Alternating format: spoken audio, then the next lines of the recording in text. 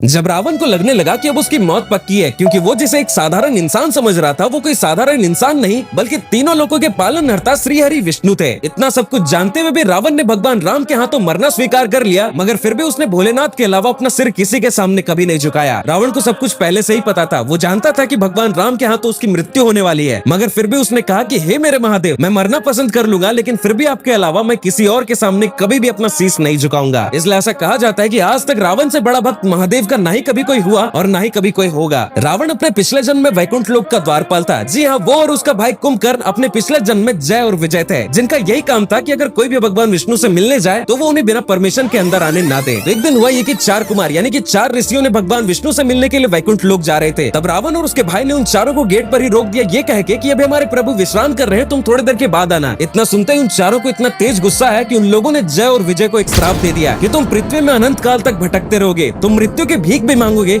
मगर वो तुम्हें नसीब नहीं होगा। इतना सुनते ही जय और विजय भागते हुए भगवान विष्णु के पास गए। भगवान विष्णु को तो पहले से ही सब कुछ पता था, इसलिए उन्होंने कहा कि देखो, अब ये जो श्राप है वो तो रिवर्स नहीं हो सकता है, मगर तुम दोनों के पास 2 ऑप्शन है। पहला ये कि तुम पृथ्वी लोक पर ही 7 जन्म लेकर सिर्फ और सिर्फ मेरी ही भक्ति करोगे, और दूसरा ये कि तुम 3 ही जन्म लोगे, लेकिन तीनों जन्म में मैं तुम्हारा दुश्मन हूँगा। उन्होंने दूसरा ऑप्शन चूज कर लिया ताकि मरने के ही बहाने एटलीस्ट भगवान के दर्शन तो हो। इसलिए पहले जन्म में उन दोनों ने हिरण्यकशिपु और हिरण्याक्ष के रूप में जन्म लिया, दूसरे जन्म में रावण और कुंभकर्ण, और तीसरे जन्म में शिशुपाल और दंतवक्र के रूप में जन्म लिया। दोस्तों, एक बार कमेंट्स में हर हर महादेव जरूर लिखें।